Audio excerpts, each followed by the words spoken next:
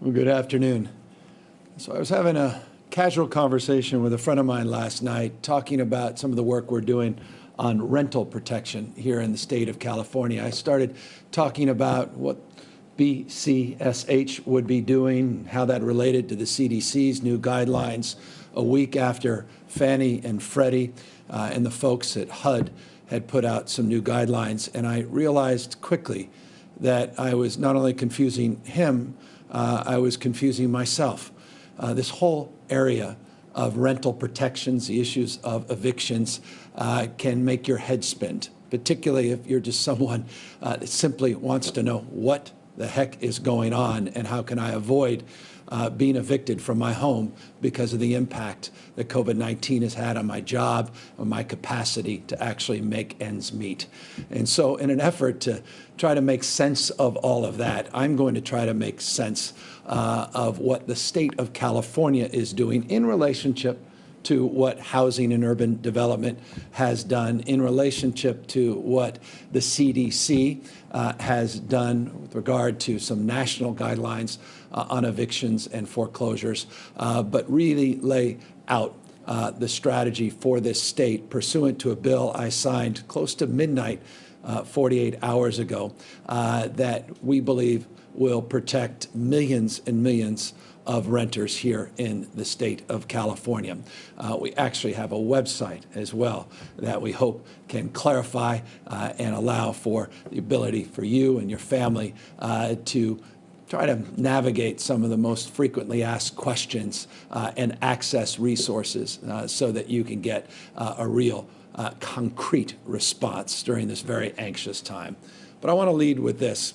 California is very proud of its leadership, leading the nation in renter protection. You may recall last year, a bill 1482, we set forth the strongest eviction protections in the United States of America. Statewide rent cap was put into place. We were able to work with the legislature, work with some settlement dollars that came from an old mortgage settlement that the state had to loosen up the availability of $351 million for counseling services, direct grants, aid to tenants as well as homeowners, which is an important part of this conversation.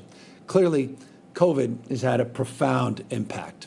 And despite having some of the strongest renter protections in the nation, that has not ameliorated the stress, the anxiety that millions and millions of renters and homeowners are facing, struggling clearly with this pandemic. And so we've been working very closely with the legislature over the course of the last number of months. We had put together a number of stopgap efforts around executive orders, and what we refer to in the state as the Judicial Council did the same, but those all expired. And so we needed to work in a more inspired way to come together as the legislature, the governor, with advocates representing every perspective of this debate. And we moved forward with new legislation that fundamentally addresses what you see on this page, and that is the impact this virus has had on millions of you. 5.4 million renters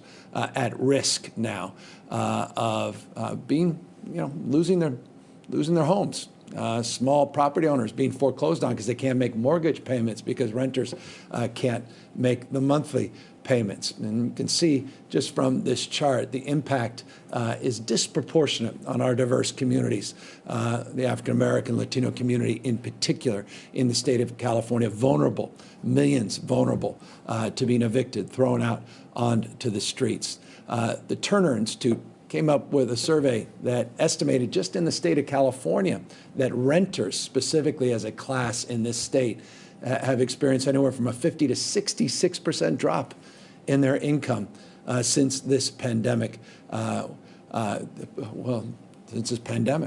And that is profound and clearly impactful. And so this legislation was foundational in terms of trying to stabilize for the moment that reality for millions and millions of Californians.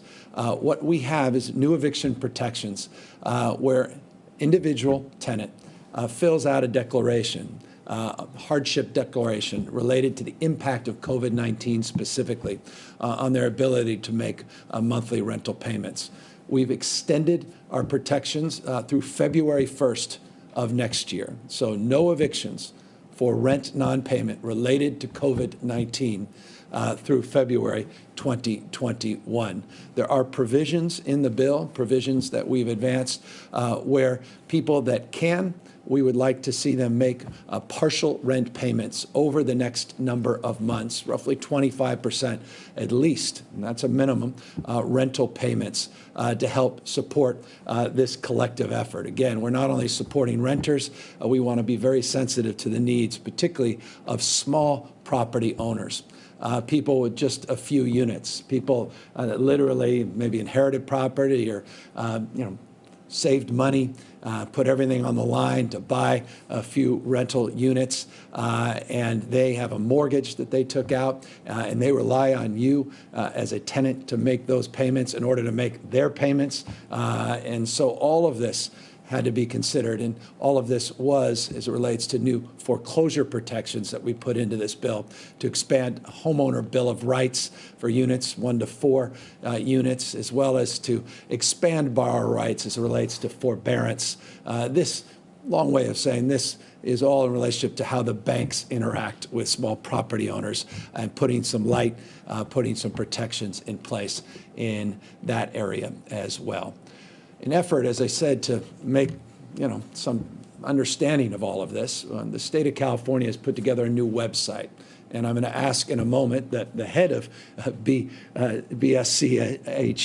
which is our Business Consumer Services Housing, basically our housing agency for the purposes of this presentation, Lourdes will come up and she will talk about her work in putting together this site, housingiskey.com. Housingiskey.com. That's the new site. If you can't write that down or don't remember it, but you remember the COVID-19.ca.gov website, the main website, the main platform, we have this information on that site, COVID-19.ca.gov. But this new Housing is Key site is a website that will provide guidance, more importantly, resources, again, not just for tenants, but landlords, homeowners, and the like. Talk about the details of our new eviction framework, what the protections are, what they're not, and try to help explain all of this in a way that not only you can understand, but your lawyer can understand as well. Toolkits, legal aid resources, as you see, and a FAQ section, frequently asked questions section.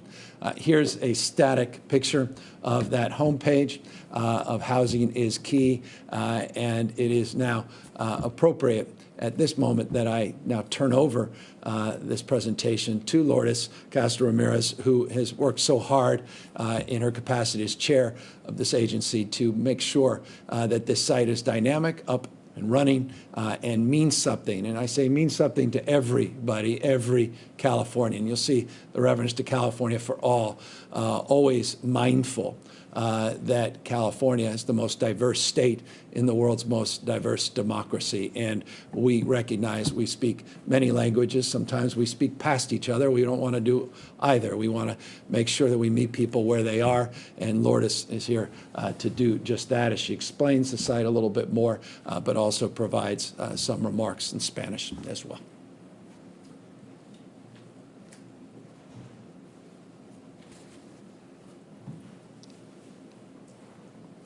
Thank you so much, Governor Newsom. Muchísimas gracias. As the governor mentioned, I'm Lourdes Castro-Ramirez, and I serve as the Secretary of California's Business Consumer Services and Housing Agency.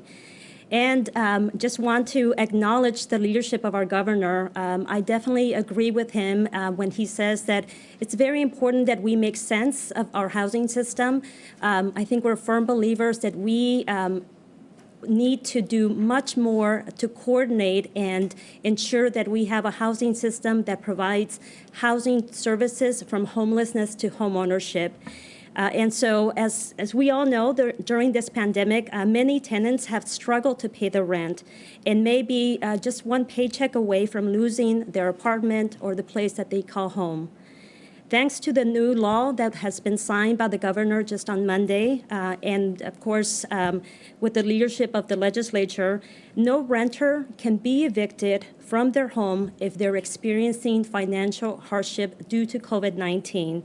And today, as the governor mentioned, we are excited to be able to launch this one dedicated site to help educate and provide the resources that tenants, landlords, homeowners, and also our partner agencies will need to help navigate through these protections to ensure that nobody loses their place that they call home.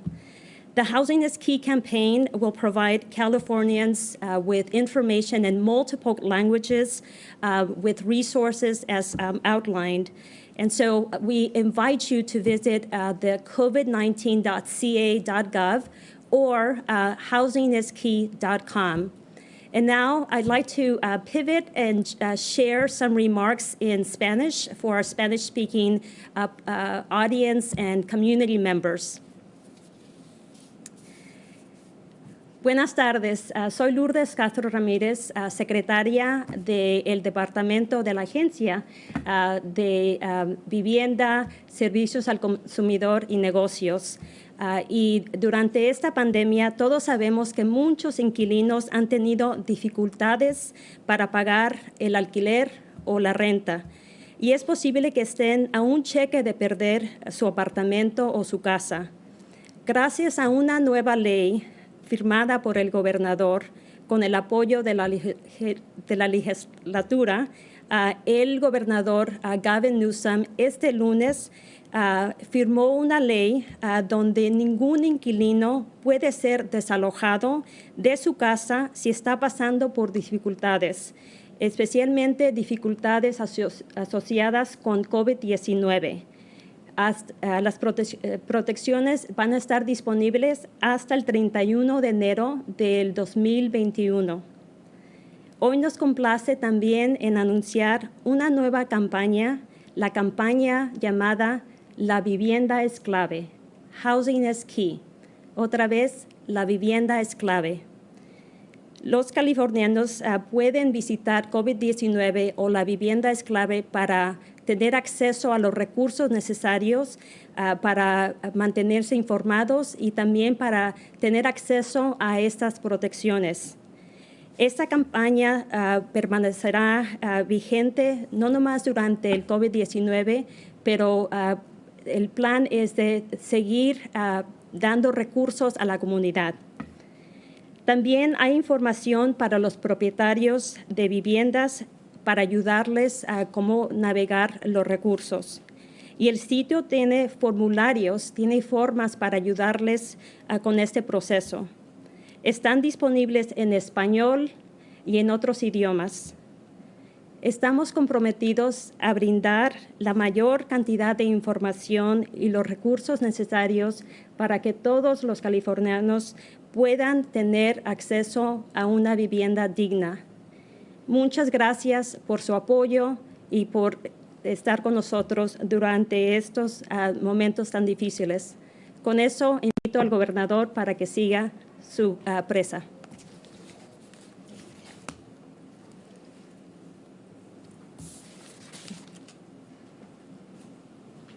Thank you, Lourdes. And so that's the site, and we hope people take advantage of it, avail themselves of it, and in an effort to avail you of a little bit of deeper insight into understanding of what occurred over the last 24 hours. You may have read that the federal government came out with some new federal guidelines through the CDC that put forth some tenant protections that last through the end of this year. Our protections are not impacted by those federal rules and regulations. Our protections go a little farther than the federal government. There's no income cap as the federal government currently has. Again, ours go through February 1st of next year. They don't expire at the end of this year. The reference to Fannie and Freddie and Housing and Urban Development, all of those, again, separate tracks, part and parcel of the broad swath of our landlord and mortgage-backed assistance and other federal agencies that are in this tenant and landlord space. Again, not to confuse you, we're just trying to, again, find our own place in this map, in this mix, and California, again, is leaning in more aggressively than we believe any other state in this country. And this resource guide, this website, hopefully will clarify any specific questions you have. And one of those questions, by the way, that you may have is, I live in a community. They actually go even further. All local ordinances, all local rules and regulations are not impacted by the federal guidelines that just came out, nor what the state of California is doing. So got to weave through a little bit all of this. We're hoping to make it a little bit easier on this Housing is Key website, and we encourage you to avail yourself to it. And I just want to thank all of the good work that was done by the California legislature and legislative leadership, a lot of key staff that worked very aggressively and diligently to get that bill done and to quite literally get it signed before midnight deadline, which we were able to accomplish late Monday evening. What Lourdes just referenced, though, was not just the issues of housing.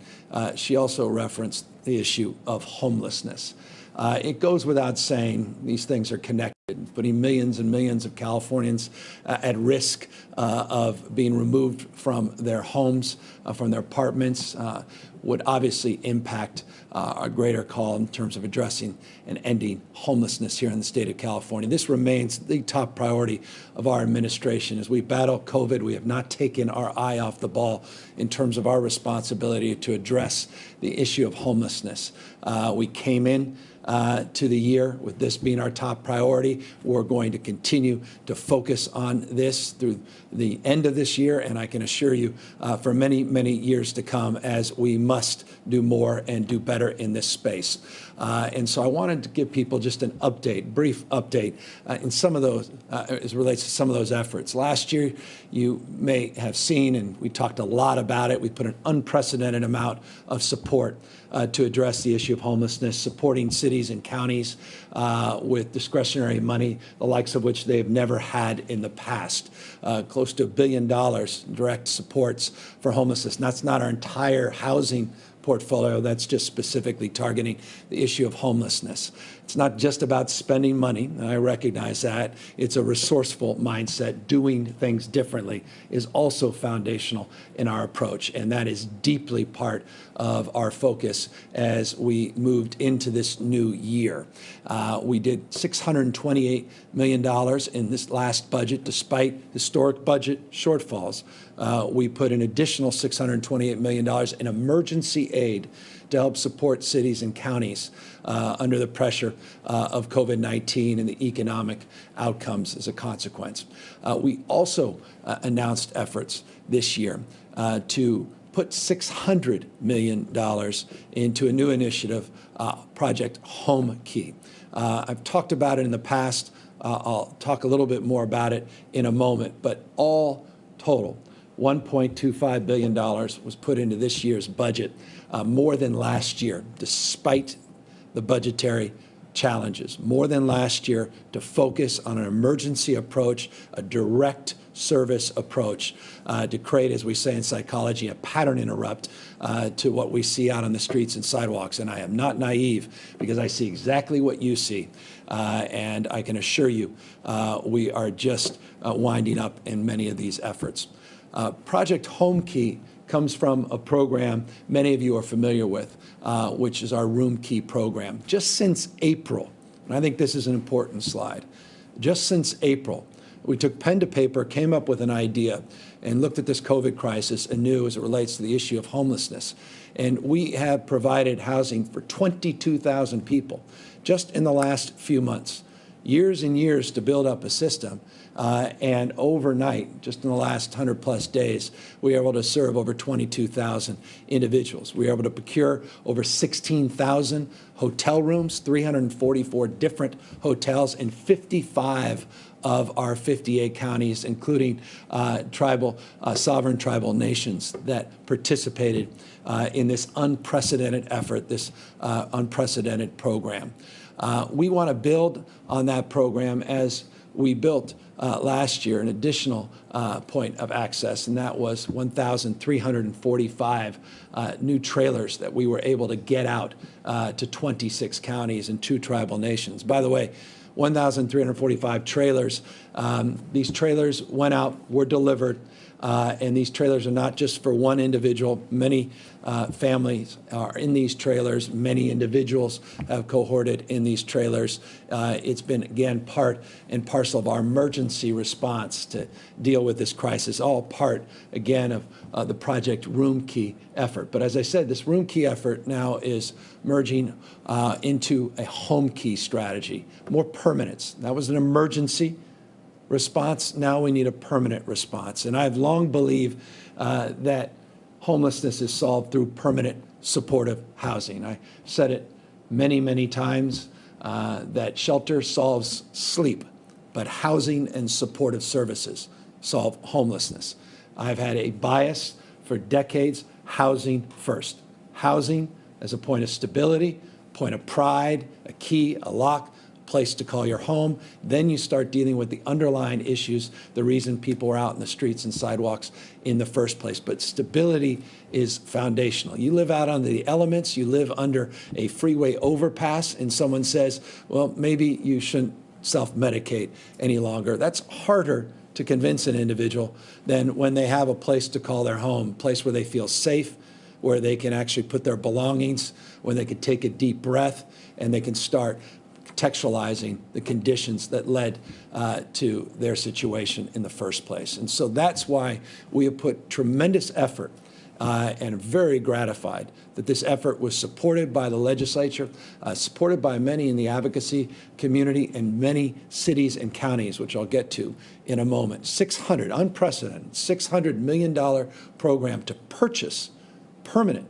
hotels and motels and apartment buildings throughout the state of California so we can convert to being part of our permanent stock of support.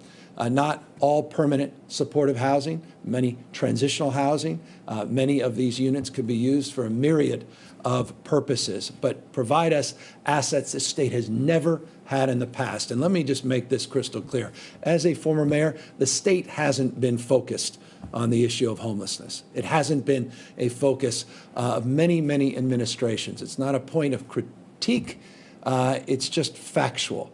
It has been focus of mayors primarily and county officials that have been burdened with this challenge. And we're trying to change that paradigm, build capacity, build partnership, recognizing that it is localism that's determinative, meaning local government has to drive, actually deliver, but the state is now providing more in the ways of support than we ever have. Again, we're just getting started. I recognize the conditions all throughout the state of California. They're unacceptable, and we're going to have to significantly do more, and particularly into the next year as we work our way out of COVID and deal with the economic challenges. It's self-evident that this has to be our top priority, and it is. So $600 million was set aside in the budget to purchase these hotels and motels. Here's the good news. 138 applications have already come in just in the last few weeks from 67 jurisdictions across this state. You can say, they say in marketing lexicon, they've oversubscribed the total amount that's been allocated, which is a wonderful problem to have, a challenge nonetheless. Now we're trying to be even more resourceful to see if we can find more resources in addition to the $600 million.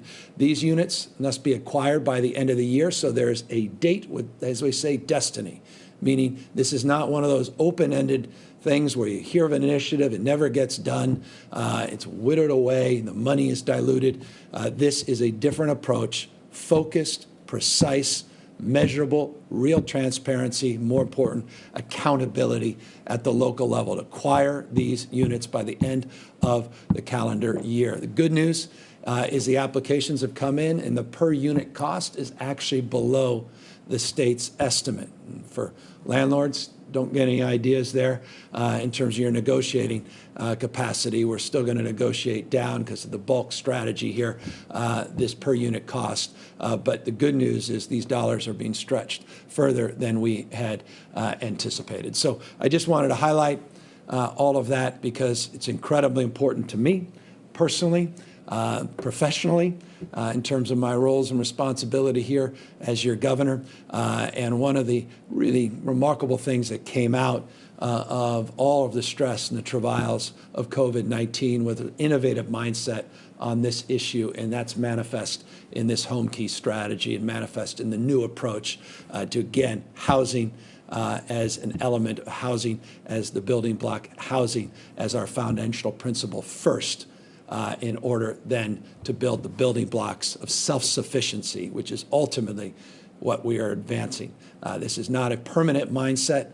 We want people to move through these building blocks of opportunity onto self-sufficiency, but they need that stability. And Home Key, we believe, will go a long way, one of many programs, but go a long way to providing that. With regard to moving forward and going a long way together, we have been on this journey over the last 3+ weeks battling these historic wildfires. Yesterday was with the head of FEMA, head of many state agencies, the head of CAL FIRE, among others, that toured a number of other sites throughout Northern California that have been impacted directly by these wildfires. We were out what we refer to as the CZU complex yesterday and talking to residents, talking to local elected and local leaders of every stripe about their efforts to repopulate many of the areas that were directly impacted by these fires. The issues of how these fires have impacted different parts of the state goes without saying, self-evidently, has impacted different parts of the state differently. We have currently now 14,900 firefighters that are currently deployed on the lines. That's down a little bit because we've seen some impact. We've seen some progress as it relates to getting our hand on top of the spread, these fires. We're battling over 900 fires across the state of California. That has grown by roughly 34 just overnight. Now 1.5 million acres have been burned since this pandemic. We've lost, tragically, 8 individuals and have had over 3,100 structures destroyed. And by the way, the 8 fatalities and the number of structures that we've identified as destroyed, that's currently observed. And there's no question that many more structures likely are at that list. And let's just pray we don't see any new fatalities. As it relates to some of the larger complexes, we refer to them. Remember, these primarily were lightning complex fires, many different fires in a geographic area, many of them coming together as one larger fire. The LNU complex, Lake Napa area in the state of California, Friday was 35% contained, 371,000 acres. You can see today real progress on containment, 76% contained. You can see in next slide the CZU fire, 26% contained. That's where we were yesterday. Some of the most majestic forests anywhere in the world, old growth redwoods going back 1,400 years. There's been real progress on that CZU fire, 26% containment, now close to 50% containment at 46%. The SCU fire, and this is the Santa Clara region, 35% containment. When I last presented these slides on Friday, and today you see containment now north of 70%, it's 72% containment. Additional fires that we have focused on, and as of note, the August fire, which is a larger grass fire, progress there, a little stubborn from Friday till today, but progress nonetheless, 20% containment. And the sheep fire, another one we had highlighted that had low containment last week, 30% on Friday. The sheep now over 70% contained. So these are some of the larger fires. The one remaining fire I wanted to highlight is a fire that may not be as large in scale and scope as the LNU or SCU, but is precious in terms of the impact on the resources. This is near some of the world's most majestic sequoias in Tulare County. Stubborn, again, 0% containment. Now we are at 1%, but nonetheless, 1% is progress, but you can see the number of acreage, 23,000 up to 42,000. We, again, are monitoring this one very, very closely. So that's it. Broad strokes update in terms of the wildfires in the state. Let me just update you quickly on the case numbers on COVID. In the last week, we've seen a reduction in the total number of cases, COVID-19 cases. 4,708 is our 7-day average. The new numbers came in yesterday, 4,255, and that's based upon over roughly 110,000 tests that came in. Over 110,000 tests, some 4,255 individuals were tested positive. We always look at the 14-day positivity rate. You can see this positivity rate now down to 5.1% in the state of California. Interestingly, and I think importantly, the 7-day, this is the 14-day positivity at 5.1%. The 7-day positivity is at 4.4% in the state. So 4.4% positivity in the state of California over the last 7 days, 5.1% over the last 14 days. You also can see the average number of daily tests is starting to go back up again. The impacts of those fires, as we make progress in the fires, we'll get those testing numbers back up, now getting close to an average of 110,000 over the last 7 days. Speaking of the last 14 days, we've seen a reduction in hospitalizations and ICUs, tracking roughly equivalently, 23% decline in hospitalizations over the last 2 weeks, 23% decline in the total number of ICU patients that we've admitted into our system over the last 14 days. So progress, ICUs, progress, hospitalizations, real progress we are seeing in sort of stability with our positivity rate, both on the 14-day and on that 7-day. You can see the 7-day average down to 4,708 as we continue to get tests north of 100,000, averaging just shy of 110,000 tests.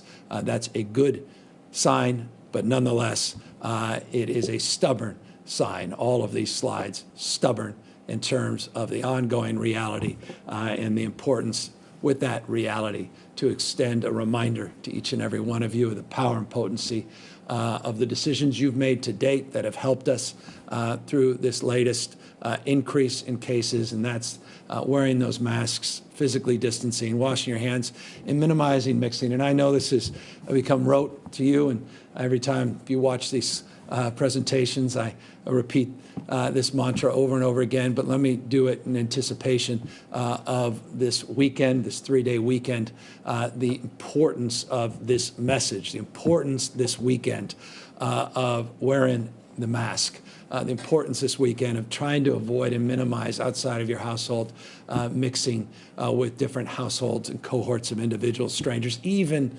friends and extended family that you haven't seen or been with. This is so foundational. We saw this a few months back. We started to see progress over extended period of time, and invariably people said, well, looks like we're out of the woods. Looks like we've tamed this transmission, and we can go back, even with modest modifications, to the way things were.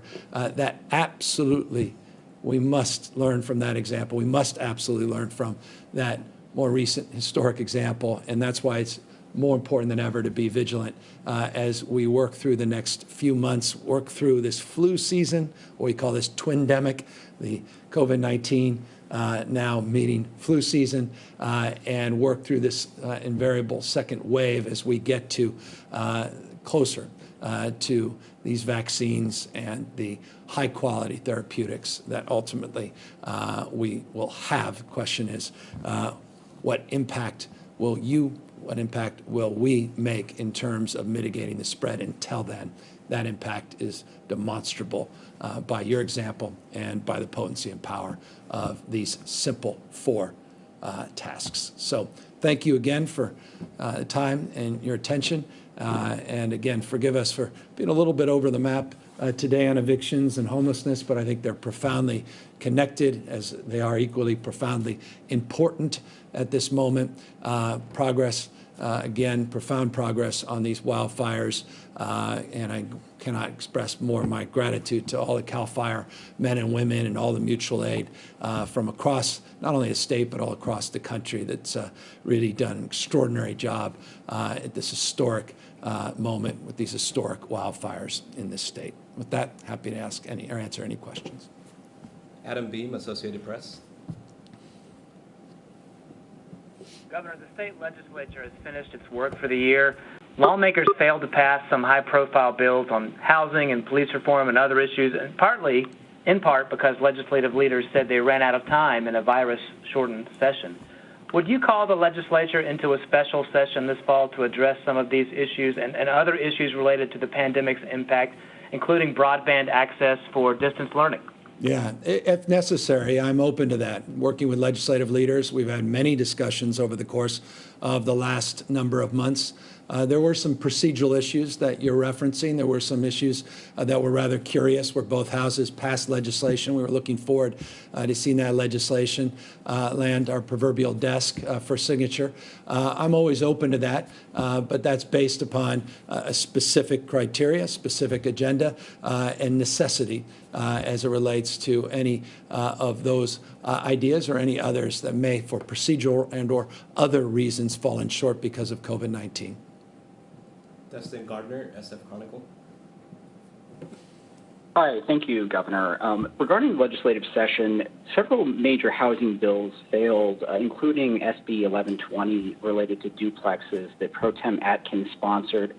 Do you wish you had done more to increase urgency around these bills? Do you feel you could have done more in that sense? Well, we did a lot. We were highlighting them here in our news conferences. We were working very aggressively with legislative leaders. In fact, that bill passed both houses. One specific example of a bill that a lot of people worked hard on. No one worked harder than the Pro Tem. Our offices were hand in glove in terms of those housing bills and those packages. So unfortunately, that was the case. That's what occurred. And so we are looking forward to jump-starting those conversations. We got 18 bills done last year. A number of housing bills did make their way to my desk. A number of areas that we continue to work on where we're committed to the cause. And I think both the legislative leaders, both representing the Assembly and the Senate, are committed as well. And a lot of work has been done this year, which will lay the foundation for us to move very, very quickly into the new session. But again, we are working very, very closely with Speaker Rendon and Pro Tem Atkins, and very grateful, particularly the Senate's leadership with those bills, and just unfortunate that a number of them are not making their way to my signature. Brady McDonald, Orange County Register. Hey, Governor. I had two questions related to theme parks. First, how do theme parks fit into the new four-tier plan? Do you envision theme parks reopening with like outdoor operations first and then indoor capped at 25% or 50%? And then second, you mentioned that on Friday you were meeting in an amusement park space. I was wondering how that went and if any progress was made. Yeah, we're making a lot of progress in that space. The reason we set it aside, we bracketed, and I appreciate you recognizing we made that. We noted that last week when we put out these new four-tiered guidelines, is we still have work to do. All I can leave you with is progress is being made. We're still working on some details, and as soon as we are at a point where we can socialize, make public, we will. Patrick McGreevy, LA Times. Hello, Governor. Many residents say they're getting dozens of letters from the EDD regarding claims for unemployment benefits that they did not file in the names of people they do not know, and they're concerned that fraud may be involved. Have you been made aware of this issue? What's the EDD told you about what's going on, and to what extent are you concerned about fraud schemes that are targeting the state unemployment system during the pandemic? Yeah, we've talked about it on multiple occasions in the past. The answer is yes, we are concerned about fraud in this space. We talked, I think, a week or so ago. We talked about some specific instances. You've added to an example, one of legions of examples of people across the spectrum, not just at EDD, that try to take advantage of taxpayers, take advantage of others. And we are working with local authorities as well as state agencies, working with federal authorities across jurisdiction to weed that out, to call that out. And I appreciate you highlighting that as it is a top priority for all of us, again, at every jurisdiction, federal, state, and local. Alex Michelson, Fox 11. Hi, Governor. Thank you for the question, and no grenades coming today. The issue of homelessness, you talked about it, about some of the progress that you've made, and clearly there is some progress being made on that front. But there's also such a problem that remains, so many people still on the streets. And I'm wondering, now that you sort of have some time to think about this, what do you think is really working in terms of what you're doing? And perhaps what is not working in terms of what you're doing? And is there any thought also in terms of commercial real estate, which is now not being used as much because of people are working from home, maybe using some of that for housing? Yeah, I mean, the reality is, the answer to that is yes, and local government has the capacity now and the resources they have not had in the past, and the flexibility that they haven't necessarily had in the past to be creative in that respect, and to look at modifying existing use, to have the ability to move money at the local level, regional level, as well as the city level, to match a sense of urgency that's needed to address this issue. Look, here's my belief, couple things. It took us decades to get to where we are. I noted in my State of the State, and I'd encourage you to go back to my State of the State, we are committed to all of the things that we announced in that State of the State. Of course, none of us saw this pandemic coming as it relates to the impact that broader agenda and vision has had as it relates to the pandemic, meaning we've been impacted in terms of the pace of some of the things that we promoted. But we are resolved nonetheless to continue to advance those specific proposals and more broadly that agenda. And fundamentally, and this goes to your question, the fundamental agenda is, from my humble perspective, what doesn't work is continuing to do what you've done. You have to do things differently. There are certainly programs that work, they deserve to be replicated, but there are programs that do not work, and we need to call them out. Just because you have a program, just because you have good intentions, doesn't mean you're producing real results. There has to be more accountability. More accountability of providers, more accountability of local government. More accountability for people to say, you know what, this is not someone else's problem. This is not another city's problem. It's not another county's problem. We're going to take responsibility. We have a role to play. That's our approach on housing as well. Just ask those 47 cities that we put on notice relating to meeting their housing element and their goals as it relates to constructing more units. So our approach now, it's, you know, we've been in here. This is just the second year, our second legislative session. Our approach is more accountability, a lot more transparency. We're going to provide more resources, but we're going to expect better results. And the area where I think we can agree on that can produce demonstrable results is, again, focusing on assets, these permanent assets, the ability to convert hotels and motels and buildings at lower costs, and the time to actually converting them happening within months, not literally many, many years, I think can provide us more resources than the state has ever seen and more capacity to see results. Because what you want at the end of the day, you want to see people moved off the streets. So many people think of homelessness. I think of homelessness broadly. Most people think about it as street population. That's one subset, chronic homeless. That chronic homeless issue has exploded in this state over the last number of years. It's unacceptable. And we have to hit it head on. We have to do it ethically, morally. We have to do it compassionately, but we also have to do it with more accountability and more transparency. And look, I'm a taxpayer just like the rest of you watching. It's not just about more and more money. We want to see more and more results. And so this project, Home Key, is about moving in that direction. This is a big, bold push. Trust me, in the past, it's been incremental. Been a few $1 million here, a few $1 million there. Maybe you hit $10 million and everybody thinks this is a historic moment. We're talking about close to $750 million. We're going to leverage more money than that $600 million. Overnight, just in a few months, in this space. That's something we've never seen in the state's history. And so I think that could prove to be very, very instrumental in jumpstarting a completely new narrative as it relates to this issue. And if it doesn't, we'll own that and we'll come up with new strategies. It's one of many strategies, but maybe the most foundational.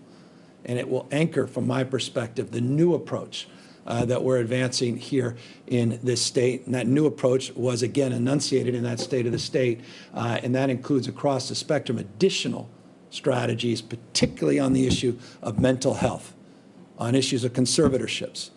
On our proposal we referenced called CalAIM. We're not walking away from CalAIM. We may have had to delay the $695 million investment in that proposal to integrate brain health and integrate physical health and lead the nation in this reform, and that's foundational in any real strategy to address the homeless issue.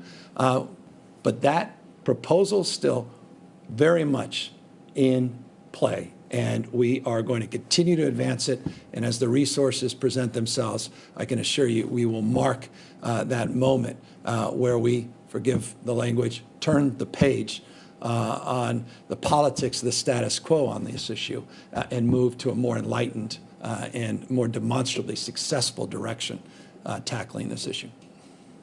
Ryan Heap, KCRA 3. Hi, Governor. More specific question about those EDD fraud letters. What is your understanding of how widespread this fraud may be? And also, what's your reaction to the call from some legislators for a swift emergency audit of EDD to better understand the scope of this fraud problem? Yeah, we've got a brand new team, 5 new people we just put into place at EDD just in the last few weeks.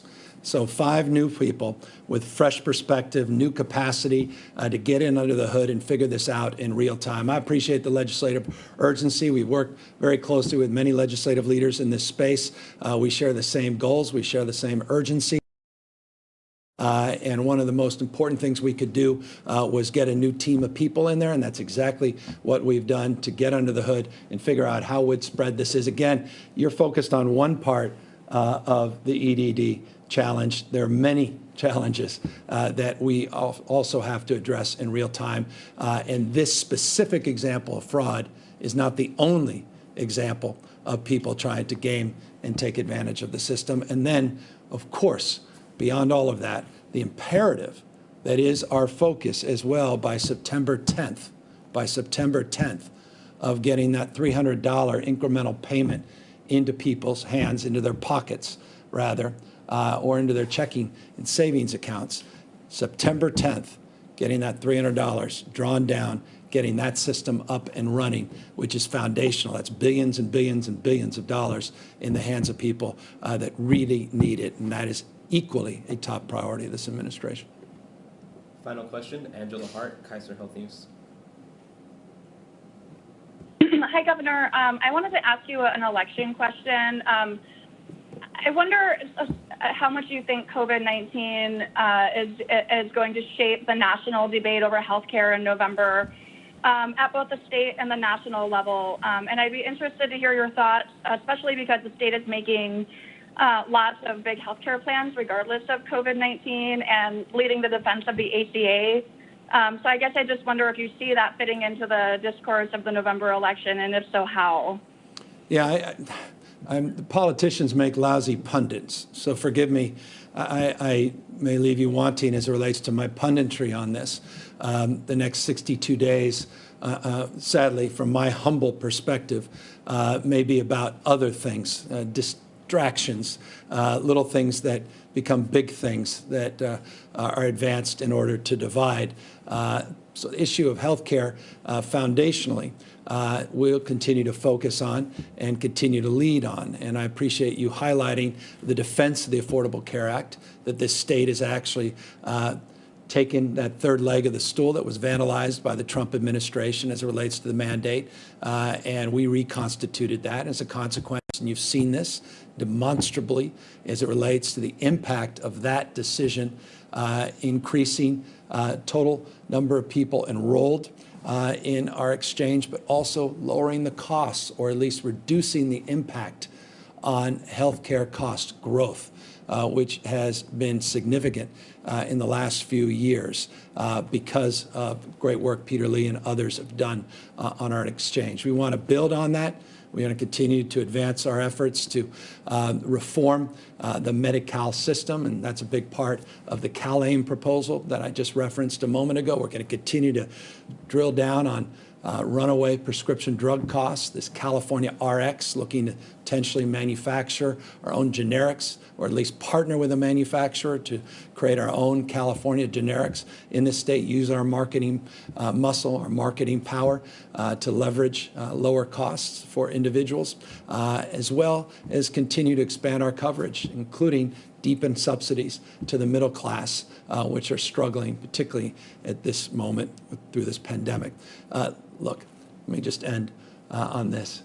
It is, box A, or rather door A or door Z, in terms of the contrast between these two candidates in terms of your health care, your future, your family's health care, your family's future. We can quite literally go backwards. An administration that wants to get rid of, actively wants to get rid of health care for tens of millions of people with pre-existing conditions, or eliminate health care expansion by eliminating the Affordable Care Act and its progress it's made in this country. And another that actually helped design it and helped build it and wants to create a more competitive environment to drive down costs and increase expansion through a public option and the like.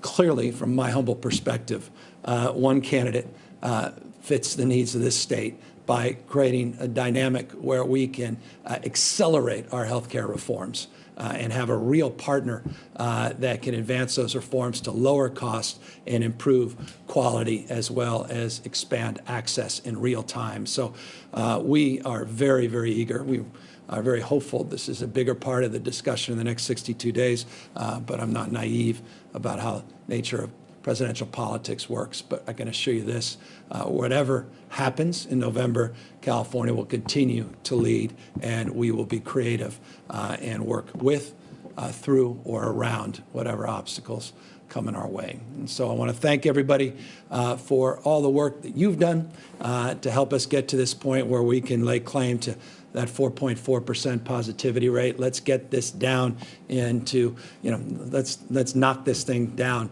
even further. We still have work to do to get this transmission rate down.